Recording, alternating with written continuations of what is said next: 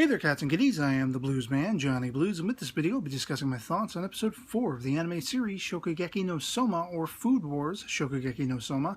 And this was another hilarious episode. Not like it's any surprise. I've been loving this series. Every single episode makes me laugh multiple times, and this was no exception.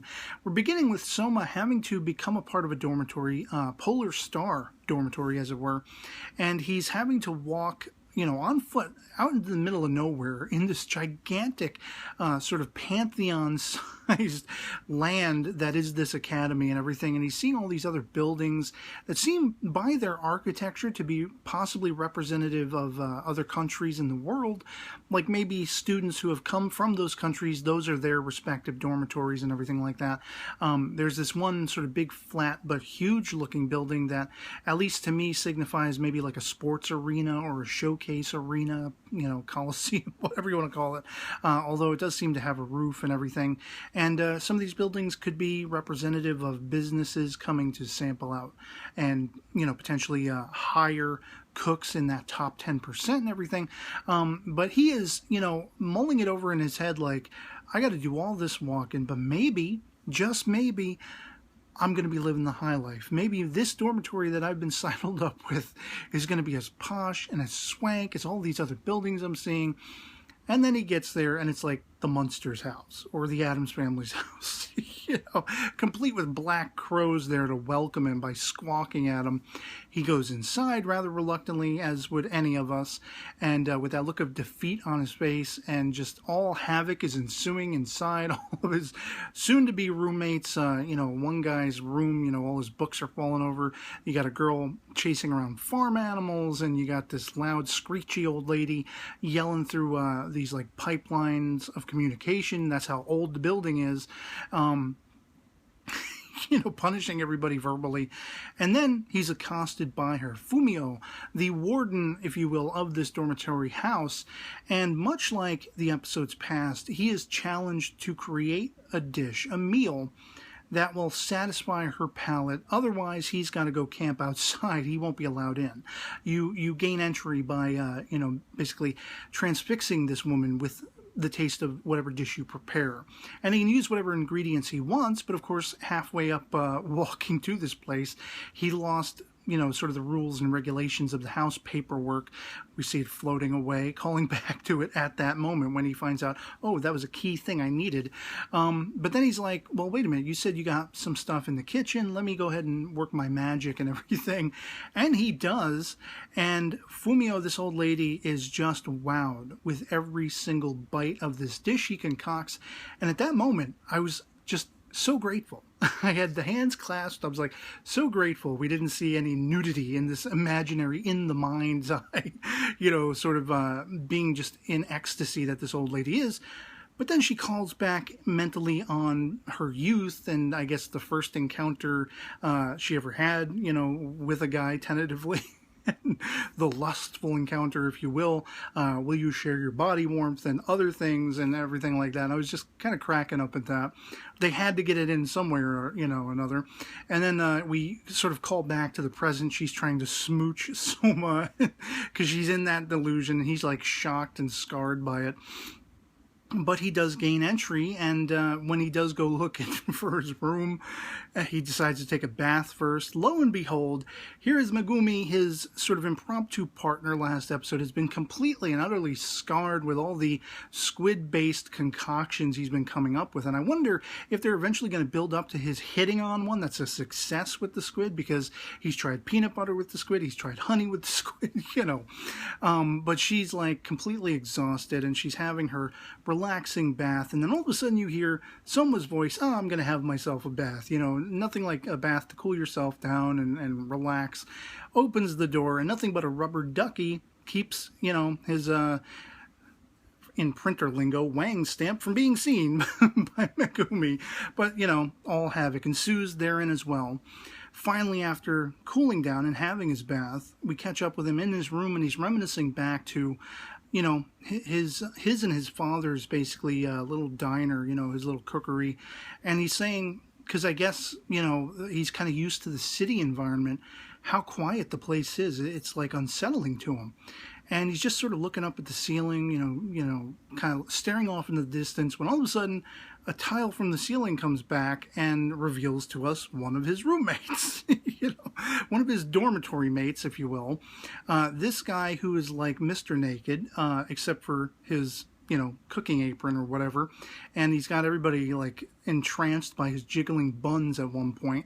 But it's all a sort of get to know you thing. They're having a welcoming for basically Megumi and Soma, and you get the sense that all these other students have been there for a while, so they're all familiar with each other, and they have playful rivalries and everything. They're getting, air quotes, drunk on what appears to be just juice. Or at least that's what the episode suggests. And they're trying each other's food out, and Soma's enjoying all of it. And then he brings out the honey squid, and he makes somebody sick.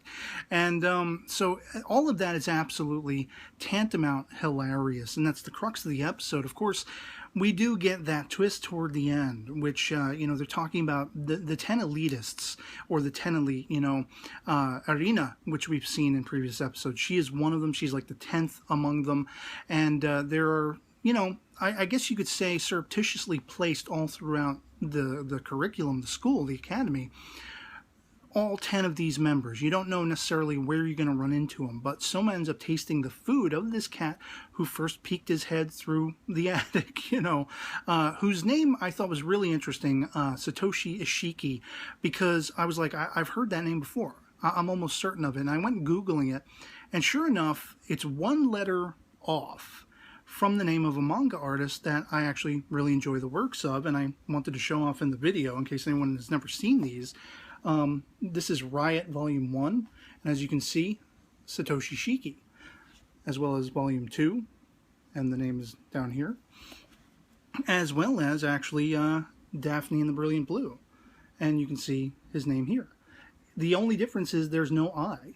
And I have to wonder, based on the sort of scantily clad, dream sequences in this particular anime, and some of the scantily clad females in Daphne and the Brilliant Blue, as well as some of the nudity that goes on in Riot, whether this was maybe sort of an homage to his works, naming this character, Satoshi Ishiki. It's very hilarious, though, that this character reveals himself to actually be one of the 10 elite, the 7th among them. And he's basically like, confronting Soma after giving him a taste of the food he's concocted in a very short amount of time with just a few sort of ingredients. But it has the effect on Soma that all of his food has effects on other people. He suddenly is stark naked in his mind's eye in ecstasy, tasting the flavor of, I think it's a salmon dish. And this is when the guy's like, oh, by the way, I've heard, what you said on the opening day, the speech you gave, how you were going to be number one, you were going to, beat everybody, and now I want to taste your food, mother, like, just so uber threatening. And I was like, ear to ear grinning, because I did not see that coming with this character, how flamboyant and how crazy he is. Like, he's dancing around naked in nothing but his apron and everything. He's got everybody entranced by it. For him to suddenly turn out to be a rogue amidst all of these other sort of, I guess you could say impoverished equivalent of a dormitory in the midst of this academy, the lowest of the low, but he's above them somehow. Like, is he slumming it? Is it just, this is where he is? This is his position, his station in the academy? I don't know. And did he position himself there purposely to confront Soma even? Of course, like I say, we find out Arina is part of this group, and she's gunning for Soma. We got other people gunning for him based on what he said. Now this guy, and it's just hilarious. We leave off with this grand cliffhanger of now Soma's faced with this guy's judgment. And, I love it. I absolutely love every step of the way, the twists and turns, the hilarity that ensues. And I can't wait to see whether or not he's going to snap this guy back a peg, or whether this guy's going to get the upper hand. And we're going to see some turmoil on Soma's side. Maybe he won't be as successful every step of the way as he's been thus far. And that could be very interesting, along with all the hilarity and getting to know better these other characters he's now going to be shacked up with. How closely knit is their group going to be? Will he eventually even befriend this Satoshi Ishiki? by some means, by impressing him with his cooking prowess or something. And I really kind of hope that, even though it's probably going to be a long time coming, I really kind of hope that Soma, you know, takes all of these Elite 10 and all of these pompous just a-holes that really think highly of themselves and really have a chip on their shoulder, big Dorito chip, because it's a culinary academy. They got to have something there representative of food. But I hope he really snaps them all back a peg at some point. And it'll be awesome to see how this story unfolds. So I'd love to hear from you guys in the comments below what you thought of Shokugeki no Soma episode 4. If you've seen it, highly recommend you check it out. If you haven't, this series is just balls to the wall awesome. And yeah, otherwise that'll be pretty much it for me on this. I hope this video finds you well, and I'll catch you all later. Peace.